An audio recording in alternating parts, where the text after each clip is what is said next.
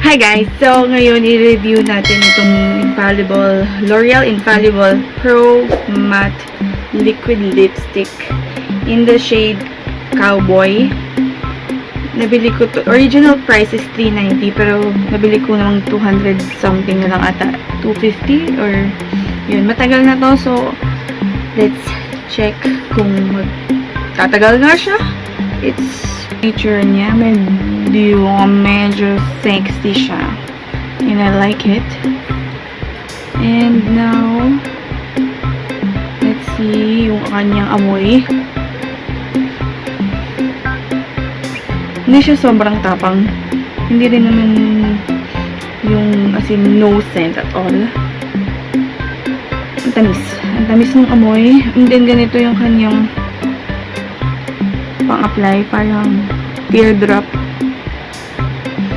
Ayun. So, parang let's watch first sa ating kamay. Rich ang color. And the same as the nothing. So, let's try sa itong napili kong color. It's kind of more neutral color.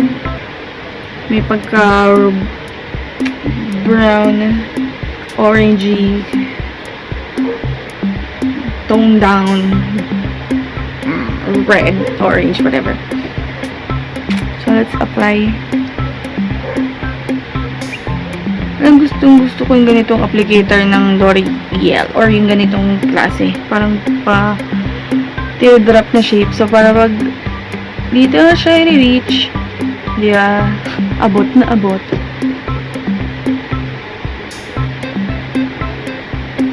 Ooh. It glides very smoothly.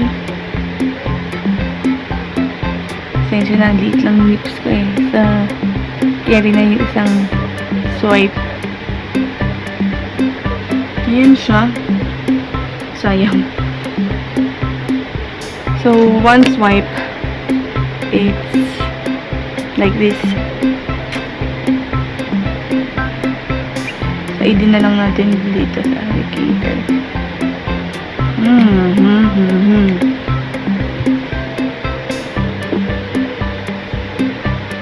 Okay. Naglagay ako ng bangs kasi ang lapad ng noo ko. Yan. So, medyo nag-dry na. Let's see. Ano siya? Hindi siya transfer proof. So, merong kumakapit sa halikan nyo. Pero, hindi naman masyado.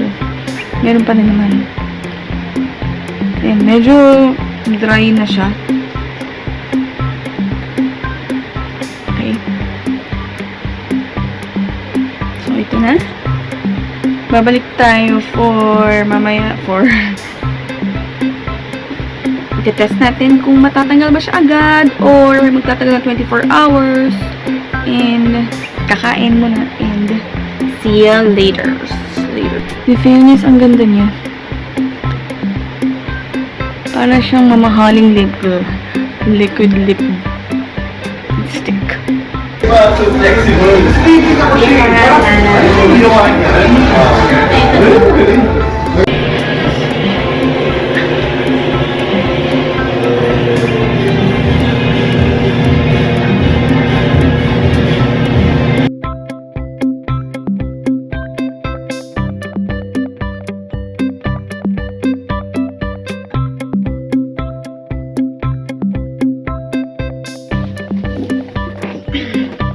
Hey, what's up guys? So I'm back and it's 2:42 a.m. early in the morning. There, you see the time. And ayan siya. Take note, hindi ako nag-retouch or anything. And pero yung inner part niya is wala na. Which is not, it's not noticeable at all. Or maybe because I'm using a nude color. But for sure that this is not really dry. It's not dry. Talaga siya nakakati ng lips. Because this one is a bit nude. Totally nude.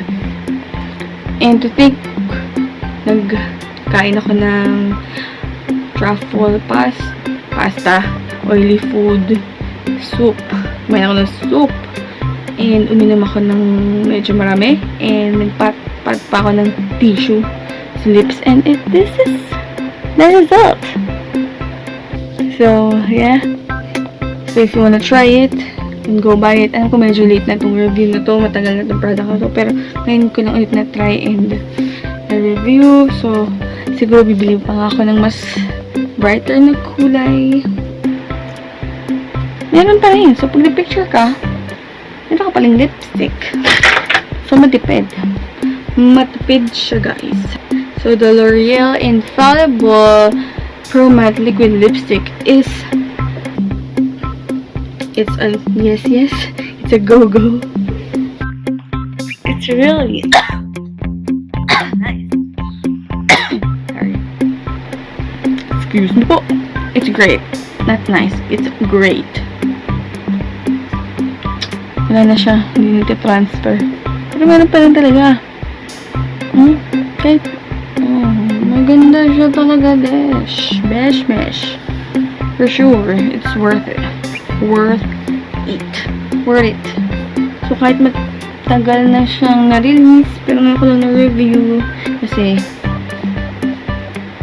I'm super late. So, ayan guys. So, I hope you guys like this video and make sure to subscribe and click the bottom bell button below and see you next time.